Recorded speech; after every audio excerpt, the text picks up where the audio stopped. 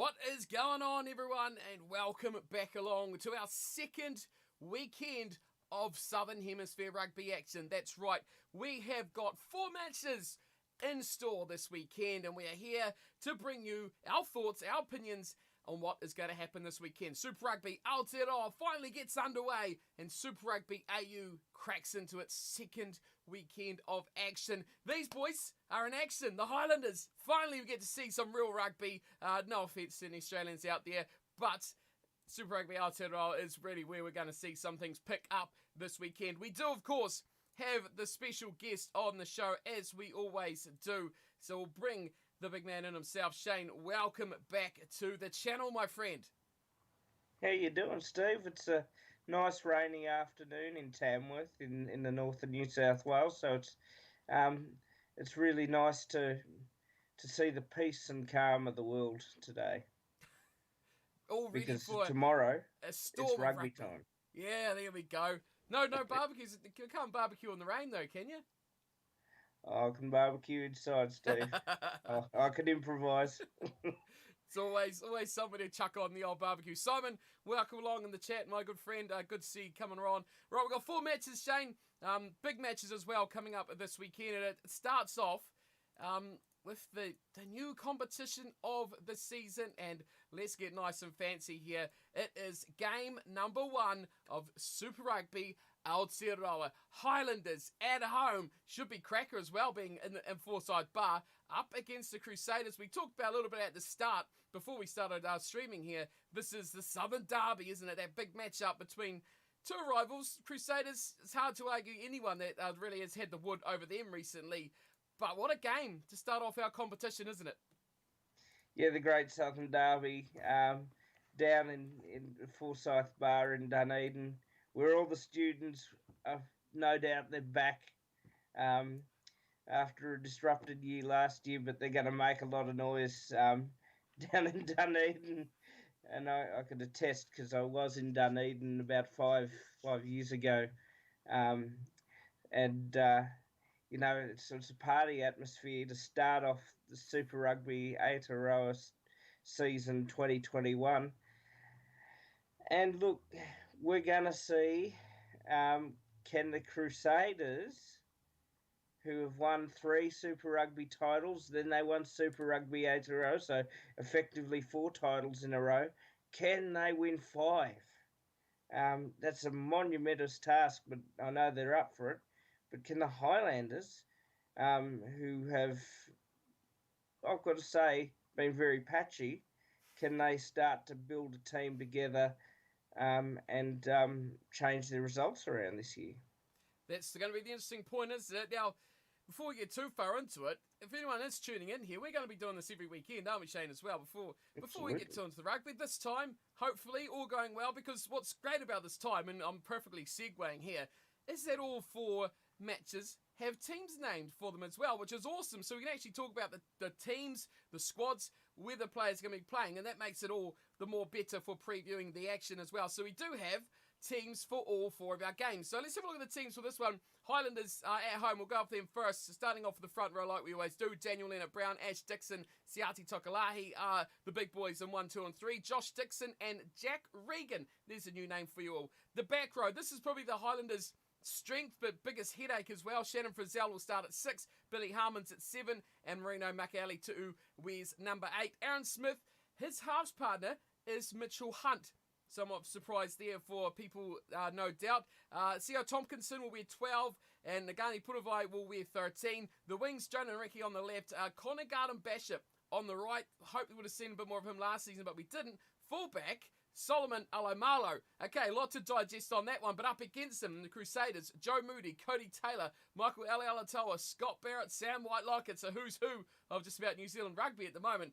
Ethan Blackadder wears 6. Of course, they haven't not got Billy Harmon anymore. He's swapped, of course, to wear the blue of the Highlanders. So Tom Christie wears that 7. Cullen Grace, I think, is going to have a fantastic career in New Zealand rugby. He wears 8 for the Crusaders. Their halves, Bryn Hall, Richie Mwanga, midfield of Dallas McLeod and Jack Goodhue. On the wings, Lester Whainganuku and Sevu Reese. And Will Jordan, fit enough to play, but David Havili not in the starting lineup. He's not on the bench either. So two really good sides, but both sides you can see, Shane, from that, they have a couple of question marks early on, like with the Australian teams last week. There's a couple of guys you see in these sides and you go, how good are these guys going to be? And that's a big test, particularly in New Zealand, where there's such the intense media scrutiny on young fellas coming through and patchy players or players moving to other franchises. What are they going to do? How are they going to achieve it? And while there's a plethora of great names in that Crusaders side, there always is, unfortunately. And there's a lot of lesser known names perhaps in that Highlander side, with a few coming through. We're always going to ask those questions, in Dunedin and in the deeper south of New Zealand. They're going to ask, when are the Highlanders really going to start to come through? And the Crusaders are like, when are we just going to see more silverware? Are we just going to see more silverware this year? So, big test up, and nothing ignites the desire of New Zealand rugby fans, particularly in the south of New Zealand, more than the big derby itself. And interesting, I spoke a little bit about Jack Regan. He's an Irishman, and he's set to start in his first appearance. Obviously it's his first appearance, but his first opportunity to start for the Highlanders. He's coming into that second row, which I'm keen to see how he goes. I'm keen to see if Billy Harmon can replicate that Crusader form, because quite often we see with these guys that move out of the Crusaders region to the Highlanders, to the Blues, to the Hurricanes, to the Chiefs, wherever they go, they just don't replicate that same form, just without that same, I don't get that same atmosphere that you kind of get in the Crusaders. So I'm keen to see how Billy Harmon's going to go. I think the Highlanders midfield is always going to be a bit of a question, but I look at the other side and you see Dallas McLeod, and is he going to be up to the standard? So there's big question marks. Jack Goodhue, amazing, but the Highlanders have probably been giving a bit of a leveller here with the experience of Tompkinson and Punavai as a youngster, but he's still been around a little bit and he's got a bit of experience here. So the weaknesses are kind of both-sided here, which is going to be really interesting.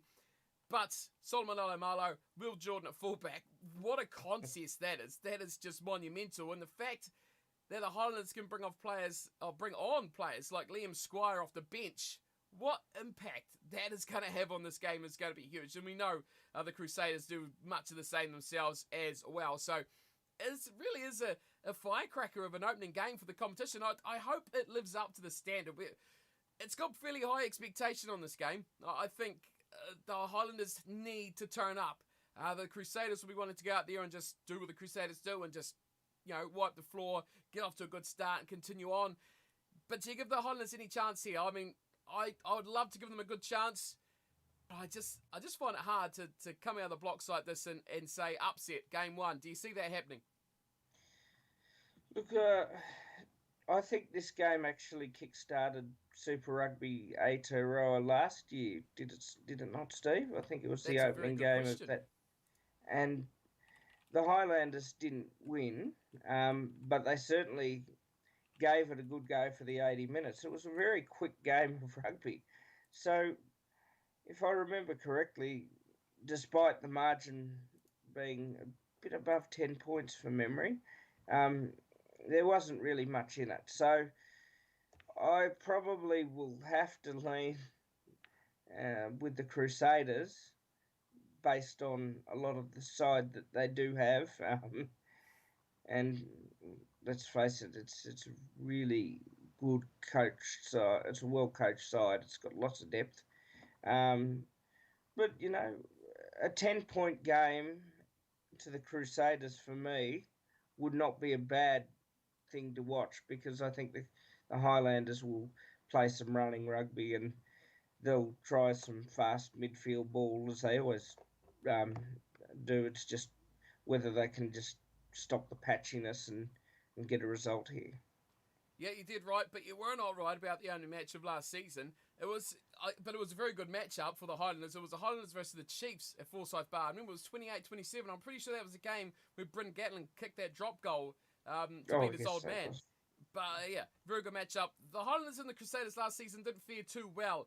The first time they met was it was that game that blew out. The Highlanders started very, very well, and then it blew out right at the end. I'm trying to find it back on my list now. It was like 42-20 or something. It was very close with about 20 to go. And then the Crusaders just completely smashed it at the end. I can't even find it on my list now. That's how good my eyesight is. But yeah, and the second one was about a 10-point difference as well. So yeah, second match was 32-22. And the first one, there it was, 40 points to 20. So that was really close. I remember that game very distinctly. The Highlanders were riding that game last 15-20 minutes. The Crusaders just absolutely pumped on about 3 tries or so and left them completely in their wake. So, yep, it should be a good game. I hope we see more of that. You're right, it'll be attacking, it'll be exciting, and we should see some good rugby. I think at least the Highlanders now, especially with Mikaele too, actually a bit more established, I think they're going to stand up a bit more in the pack, which is going to be key to getting anything out of a Crusaders team regardless. Then can they get the best out of that back line? I want to see a lot of ball to Alomalo. That's pretty much it. Alomalo's got to get a lot of ball. He's got to get exciting, and he's got to do the job. I think he could be a big X-Factor player. I'm not so large, not as large as you. I'm going nice and close and entertaining. I really want to pick the Highlanders. I really, really do. But I think, mind over heart has to say the Crusaders win this one. But I'm only going by 4 points. Just 4 points to get that job done. So that's game 1 of Super Rugby Aotearoa. But let's transition our way perfectly into game number 2, which is the Reds versus the Rebels. Now, Shane, boy, you should be a very, very, very happy man, because how good were your Reds last weekend? They were amazing, weren't they? Well, when you beat the Waratsars, I always like to say it's just as sweet as if you beat them by 1, but we beat them by 34. So that's even better. Yeah, look, I got to say, there are 2 sides to look at this. Queensland sent a statement, and, I'm hearing feedback from other rugby fans that are saying the same thing. They want to play in that final again, and I think that they want to really redeem themselves. Not that they weren't that far off winning it last year themselves. They weren't. There was only 5 points in that grand final. But they're wanting to be there again. And I think Brad Thorne, this is his 4th season as coach. He's come a long way, particularly last year. And this is his team. They're playing for him. They're playing for the jumper.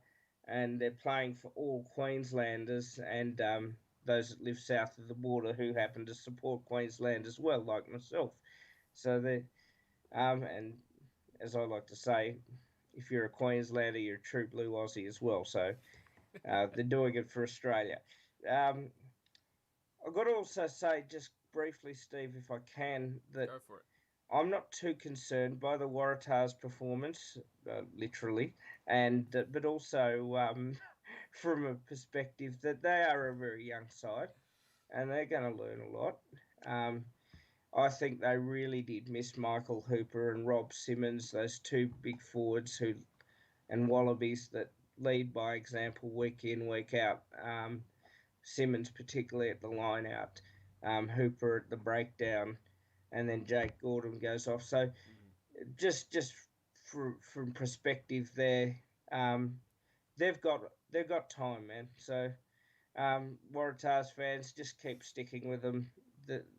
They'll learn week in, week out. They'll have a few victories later on in this competition. So I just wanted to point that out as well.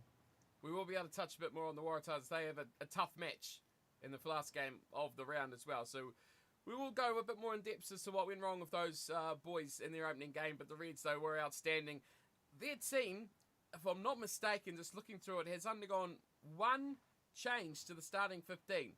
I'll go through it. Correct me if I'm wrong here, Shane, on this one. So Dane Zander will start loose head. Alex Murphy, Taliana Tupou, that's the one change I can spot. He comes in at tight head. Angus Blythe and Seru Uru, I thought, was outstanding last week. One of my real key players for the Reds' performance. Angus Scott Young at 6, Fraser McWright, Harry Wilson, the rest of the pack and back row.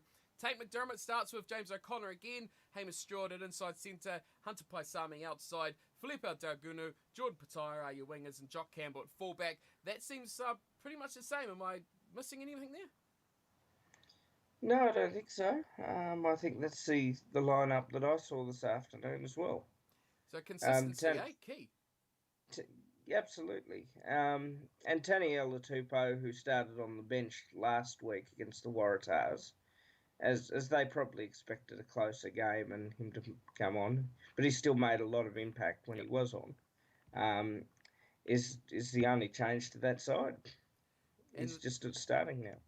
yeah, but he made a massive impact, didn't he? He was monumental. We knew he was. A guy like him doesn't just amble on the field and not do anything. Tupou was just a massive presence. Up against him, okay, the Rebels we didn't see last week. I don't have high hopes for this team at all, but we'll go through and have a bit of a look at what we think is going to happen in this game. Boy, here we go. Corbus Ilof starts at loose head. Jordan Ulysses at hooker and Poni Fa'amasili. He is massive. I'm excited to see him in action again. Steve Cummins and Trevor Hosea are the second row. Brad Wilkin, Richard Hardwick and Michael Wells complete the pack. Joe Powell, Matt Tamua, again, very key combination, experience and talented players. Those guys are going to need to lead the Rebels around. Reese Hodge and Stacey Illy in the midfield with Marika Conan-Betty on the left wing as always and Lockie Anderson on the right. Tom Pincus is at fullback. It's a very patchy team, isn't it, Shane? I don't know about you, but it doesn't fill me with confidence, especially against the Reds. Uh, Look, with the Rebels, I think they've gone through a little bit of wholesale change. They had to, because the lists that they bought with the money, money, money. Sorry, Shane McMahon. I know that's your old theme song there, but that they spent did not exactly meet the desired results until last year, where they did make the finals and that playoff final, um, which kept their coach a job for another year, and fair enough. But they've still got some dangerous players there, obviously, with Reese Hodge, with Marika Corabetti, who was enormous in that Wallabies win against the All Blacks last year with his defence. Wow. He's worked on a lot of things, and it's not just his running game that they can rely on now. Joe Powell, obviously a Super Rugby AU winning halfback with the Brumbies, and over 50 caps of experience in Super Rugby, and a Wallaby himself. That'll be handy. I think him and Tamua hopefully um, will work a combination there, though I think Tamua's a better 12 personally than 10. Um, but yeah, it is patchy. There's some very good players in there. Richard Hardwick is a very honest player. You know, Jordan Ulysses, we hope, like the other Jordan Pataya, that he is injury free and has a really bright career because he's only young. Um, but yeah, look, patchwork is the key. It's not like knitting a quilt, unfortunately. You just gotta get out there, and it's a whole new season. The slate's clean, Steve, as you know. Um, and going up and playing Queensland, up at Suncorp with a decent crowd, not going to be easy. No, no, it's not. No, I think they would have probably preferred to have this game last week when everything was kind of unknown. It's that 50-50, isn't it, of having the bye in the opening round. It's like if the Reds had a bit of a shocker and it was a bit of a, I guess if the Waratahs won or it was a bit of a downer of a match, you know, the Rebels be like, okay, we're fresh, we know how they're going to play, we've got a bit of a plan. They're coming into this, and they've just watched the Reds, you know, a week ago just absolutely demolish the Waratahs. They'll be high in confidence. They've got a pretty strong game plan, or they seem to be against the Waratahs anyway. So now they're coming into this, and they've got to be mentally a bit like, oh crap, we're in a bit of bother here because these guys played amazingly. But you're right about key players. They've got key guys in key areas. I think their back row should be fairly steady enough. Like say Wilkin, Hardwick, and Wells have been around, as have the 9 and 10. So they've got those guys as a key area of those 5 players that certainly will make a difference for your team. But will they stand up in the type 5, the set piece? How's that going to go? Is that front row going to compete at scrum time? Are those relative, Steve Cummins has been around for a bit, but Trevor Hosea is a rather newcomer. Is he going to stand up against that red set piece that is very, very good? And then, Corabetti, individually, fantastic. But is he going to get the opportunities? How will Matt Tamua play? That's what I'm finding intriguing about this Rebels team, because I found Tamua last season. I agree with you about the 12 thing, by the way, but sometimes he can kick way too much. Other times he can nail it, and it's like a perfect little machine. How he plays is going to be so important to how this Rebels team perform and how they get the best out of their key players, especially in that back line, the Hodges, the Corabetis, and those other new guys like Eli Anderson and Pincus, and the rest of the team. So, big question marks, I think, over this Rebels team. But I mean, I'll be honest with you, I can't go past the Reds. I enjoy watching the Reds for a couple of years now, and I think this year is their year. So, good luck if you're going to get me to pick against the Reds this season. Brumbies, I'm looking at you. I'm going to pick the Reds against you in it as well. So, look out. The question is, Shane, how big will the margin be? Because I know you're going to back your boys. Yeah, I'm going to go with the Reds, and I'm pretty confident of that. I still think the Rebels are going to turn up, and it's going to be a little bit better than the Waratars game. They've got a little bit more experience than the Tars, so I'm going to say that the Reds are going to win this by 7. 7? Oh, I'd see. I was thinking I was going to go big there and say something like 15, but I've kind of gone in the middle, and I'll go the double ones, and I'll go the Reds to pick this one up by 11 points, which hopefully will mean it should still be a fairly interesting and hopefully, like we talked about last week, tight matchup, an intriguing matchup between two sides. The Rebels a lot to prove. The Reds looking to continue on that form train that they do have going. Let's move back to this side of the ditch. From your side, back home we come, and it's the Hurricanes up against the Blues. Game 2 of Super Rugby Aotearoa. Much more unknowns than these ones, of course, isn't it? Because we haven't seen these teams in action yet, but first thoughts when you look at this team, or these two teams, and this matchup in prospect. Last season, you'd say the Blues heavy favourites to take this one out, but things have changed. That big X factor, Mr. Barrett, is not there anymore for the Blues, but of course the other one is still there for the Hurricanes. There's a lot of things to go through on this match, but your first thoughts on this game, what do you reckon? Well, we've gone from the great Southern Derby to the great Northern Derby, and with the Blues, I thought they played a lot better last year, and not just in the Aotearoa competition, but the Super Rugby competition before COVID struck and we all parted our ways. There was a much more Leon McDonald type side that he's got there to A, develop, but B, they've gained some confidence, I think. And Bowden, wasn't he good for the Blues last year? They'll miss him this year because he played fullback to start with, and then slotted into his positional 10, and then carved up as well. So, look, Steve, without knowing the teams on paper, which we're about to find out, the Hurricanes too. I love watching the Hurricanes play. They're a special side when they're on top of their game. Beautiful attacking rugby, really exciting to watch. The Blues knocked them over a couple of times last year, which is a big thing with the Auckland-Wellington rivalry beforehand. So, will the Hurricanes want to make up for its first game of the year? You betcha they will. So, without seeing the lineups, we'll have a more clear indication, but I reckon it's going to be a really good game. Right, let's get into those lineups then. Hurricanes first. Okay, feast your ears on these guys. Front row, Fraser Armstrong, Asofa Aumua, Tyrell Lomax. There you 1, 2, 3. James Blackwell and Scott Scrafton wear the locking shirts at 4 and 5. By Fafitas at 6. Adi Savia captains the team at 7. And Devon Flanders wears number 8. Jonathan Talmatain wears number 9. Has made a butcher of his name most likely. Jackson Garden Bishop in 10. Lamape, Nangi Lamape at 12. Billy Proctor 13. Julian Salvia starts in 11. Wes Hoosen 14. And Geordie Barrett at fullback. Okay, that's your Hurricanes team.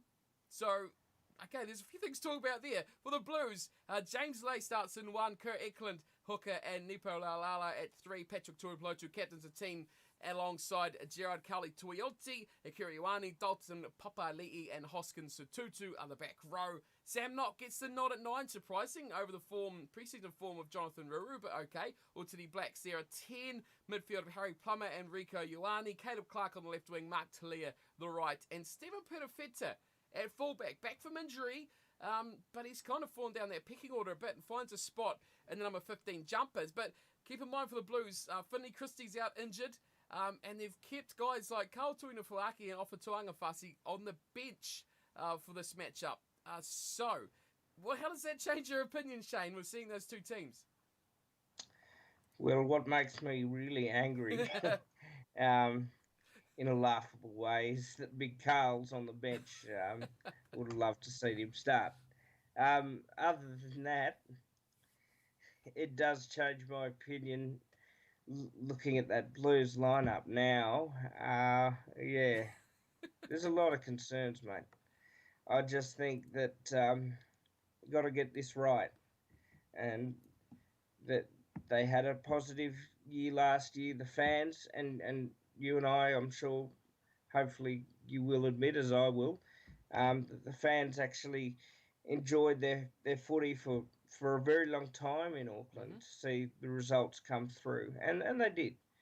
And those results did come through, and I think they were before the Blues Crusaders game was cancelled due to the circumstances in the last round. Dan Carter was probably going to play for the Blues as well that game, and I reckon the Blues were almost a chance of a boil-over.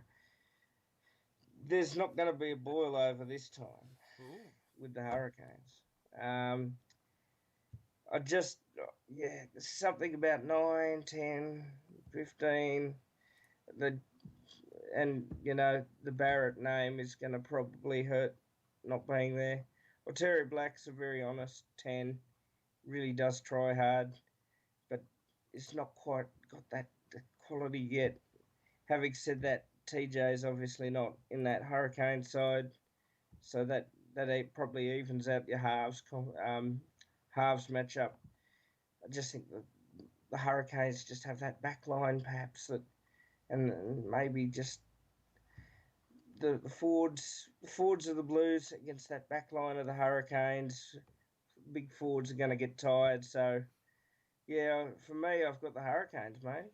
Also, it's worth noting that it's a big 100 for Adi Savia as well, captaining his team in the number 7 jumper. So a big congrats to him. 100 games. He's been around for a long time and has been a pivotal part of their success as well. So big for him to bring up the triple figures for the Canes. But yeah, there's a lot of holes in these teams. We talked about holes in the Rebels, didn't we, in the last matchup? But boy, you talk about that number 9 jumper. They've got Luke Campbell, debut chance for him on the bench as a scrum half replacement as well.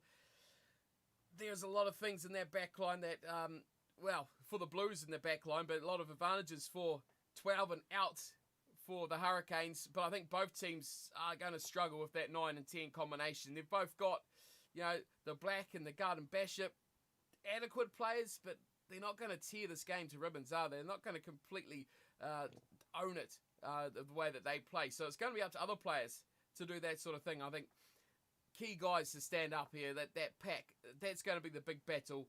And the impact off the bench, I think you spoke about your disappointment of Tui Nofaki not starting, but just think what you're bringing on that Blues bench. Of course, Big Carl, you've got Ofatuangafasi as well, Josh Goodhue and Tom Robinson.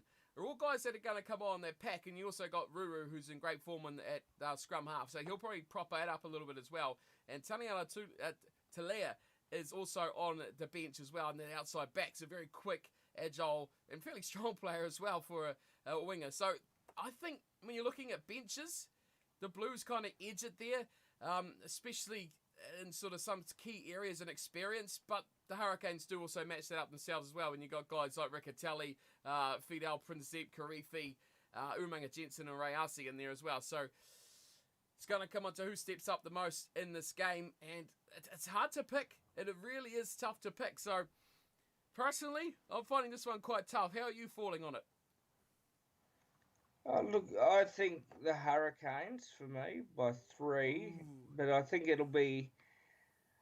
this is going to be a scrap fest.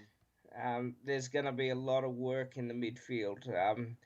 As much as I love the Hurricanes' flair and the Blues' flair from time to time with their attacking footy, um, I just see this one being a game that if you can get the ball up the guts, um, build up your phases, that's what's going to win it, and who can keep ball retention and their discipline in defence. I did want to mention one more thing before we did move on from this game, and I couldn't remember what it was when I was talking before. Julian Savia, the bus is back. Thoughts on that? Fantastic. I thought you'd like Oh, it. would would players come back and they're able to palm and push off defenders? Oh, it's just it's pure rugby. Um, and there was one very special player who sadly is not with us, and that was Jonah. And some of that I see in Savia. So um, I love watching players when they play like that. It's just pure rugby. It's part of the game, and that's what gets us excited and off our chairs at home or if you're in the stadium. Pure natural talent like that. I'm finding this game. So welcome home. This game is really hard to pick. Simon's put it in the chat. He's gone Hurricanes by 6. I'm going to go Hurricanes. I'm going to go by 5. But just looking through these teams while you're chatting away there about the game, there's so many areas where you look at it and go, yep, that'll nudge the Blues side by a little bit. But then, of course, this will go towards the Hurricanes. The teams are so evenly matched, but in opposite areas. And neither side has a really clear dominance, which is making it really, really difficult to pick without a key sort of area that they will dominate, like the back row. It's going to be really interesting as well. Kiriwani, Papeliti, and Satutu up against Fafita, Savia, and Flanders. I mean, it's tough. It's going to be a really good matchup. I'm quite looking forward to this one with two very similar sort of teams. But I'm going to go with you guys. You guys are probably right. And I like seeing the Blues lose because then I can give all those people in Auckland a bit of stick about, how rubbish the Blues are and how they're going back down the toilet again. So, yes, let's agree. Going back with our Hurricanes, let's move on to our final game of the weekend, which is the Brumbies versus the Waratsars. Brumbies looked workmanlike, I'll call them, last weekend. And you've already spoken a little bit about the Waratsars. Looked more headless chickeny than they probably have in previous seasons. This time, maybe just because they weren't really together as a unit, if you'd call it that. And experience, youth, and things like that costing, I think, the Waratahs. But this is, I don't know, would you call this a harder test than the Reds? Because the Brumbies are a very, very different team to the Reds. The Reds are going to just rip you up and they're going to, like they did, run, do things exciting. They're going to run over you. They play modern day rugby, whereas the Brumbies are kind of still caught, and successfully as well, in older style forward-based rugby, and it's successful to them. But the Waratahs are going to find a very different challenge this weekend, aren't they, to what they did against the Reds? Well, with the Waratahs, I hope they weren't listening to one of the Undertaker's old theme songs where they go, "Are you scared? He's here. They're here. The Brumbies are here." They are, for good reason, Australia's best rugby side. And the way they go about their work it's just classy. It's Australian, if I could describe it in that way. But it's Australian to watch. Notice I use the word Australian, not good, but it is good to watch. It is good to watch, Steve, because they go about their work, and you're right. And I want to also mention here, Steve, that the ACT government have approved 100% attendance and capacity allowed into Canberra Stadium. So can you imagine 13? It can fill up to 24,000, but I don't think it'll quite get there. But can you imagine anything above 10,000 Canberrians? Yeah, awesome. At the ACT who make the noise of 24,000? it's not a nice place for opposition sides to go. It's cold, it's wet, um, and the Brumbies will just make you earn it if you're going to win. But they're also going to, with the Brumbies, they just craft. They play the old school Australian game. They counter attack, Hmm. but they punch through the line phase play. So it's always going to be a sort of middle, and then they go out to their flanks when they see the gaps and opportunities in play. So the Waratahs can't afford to do 1, 2 phase plays and knock ons like they did in Queensland. They can't afford to do it this time because 41 in Queensland could equal X plus more, X plus 1 equals more in Canberra. Um, but having said that, this is a younger Waratah side. They desperately did miss Simmons and Hooper, um, who I did watch, and he played pretty well in Japan last week. Um, they were missing their captain now, Jake Gordon. It doesn't get any easier. But when it doesn't get any easier, you've got to actually pull on the experienced guys you do have, and you've actually got to back your young talent, and that's probably what's the most exciting part about Australian rugby. The Waratahs have a lot of good young talent. Now's the time to really step up and show Dave Rennie and the like what you got. It's a good opportunity, isn't it, for these guys to step up, and I think we've seen a few of them last week step into that, and they made a fairly decent account for them in a way. I mean, the team didn't perform as they would like, but as we go through the teams, the one guy I pointed out after last weekend, Carlo Tizzano, I thought was very, very good He in was the number great. 7 jumper for the Waratahs. And, he's come from nowhere. As you say, with the absence of guys like Hooper, who would normally fill that number 7 jumper, I thought he stood up and played very, very well in that Waratahs pack. But we will have a look at the two teams starting for the two sides. It will be the Brumbies front row. It's almost insulting, isn't it, for the other teams when they roll out James Slipper, Cornell McInerney and Alan Aotearoa in their front row. Darcy Swain and Caden Neville, I thought, was another one I was very impressed with last weekend for the Brumbies. Rob Valentini wears 6, Jerome Brown 7, and Pete Samu dons the number 8. Into the back line, and Nick White and Noah Lolesio are the halves, with R.A. Simone and Len Ikitau in midfield. Mac Hansen on the left wing, Andy Muirhead the right, and Tom Banks will be at fullback for the Waratahs. Angus Bell, he wears 1. Tom Horton and Harry Johnson Holmes, I think a very, very good 1, 2 and 3 for the Waratahs and for the future of Australia as well, especially those two props. Sam Carter I thought was very good in the second row last week as well for the Waratahs. Another one worth a bit of a shout out. Jack Wetton continues his partnership in the middle of the pack. Lachlan Swinton and the man Carlo Tizzano, where we talked about Jack Dempsey, the experience at number 8. New man at scrum half, like you already said, Shane, Jack Grant. He will start in 9 and he'll partner Will Harrison in those halves.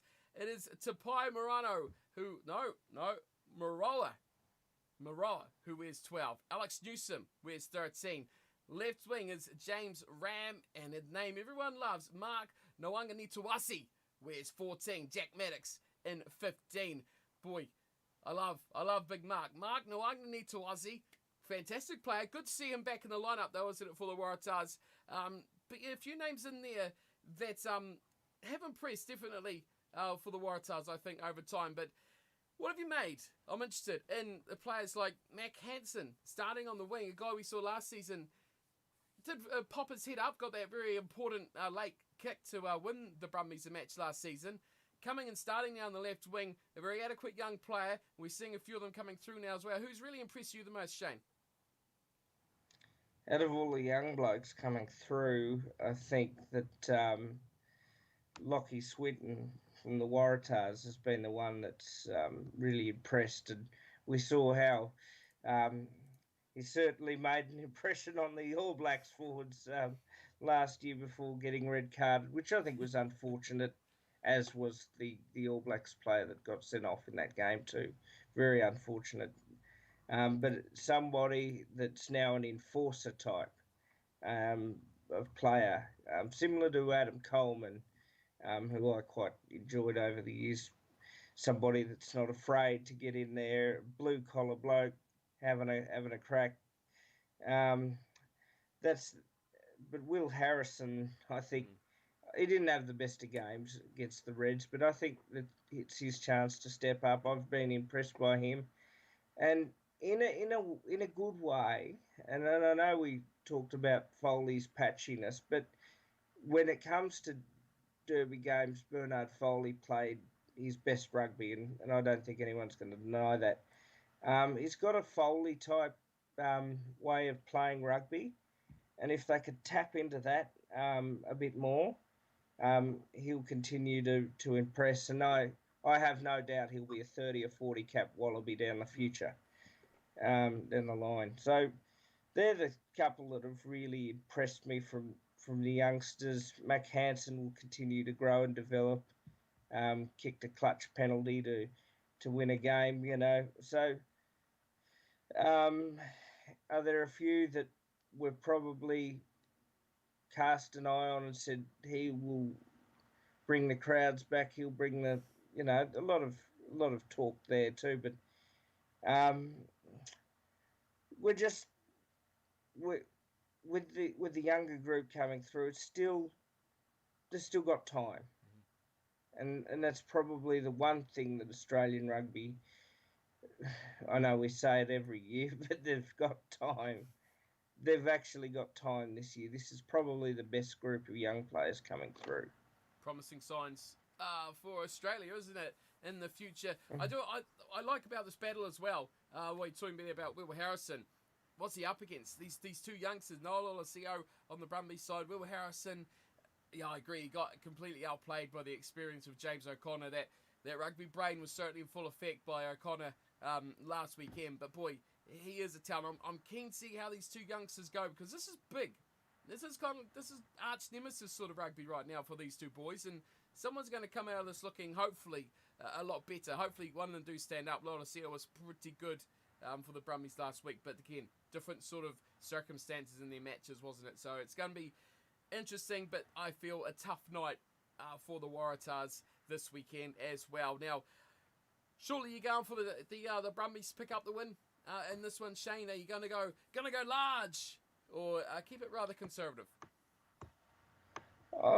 12 for me for the Brumbies. But one thing to note is one thing that makes this game so special is that the Brumbies were known once as the New South Wales Waratahs rejects, and they became a better franchise than the Waratahs.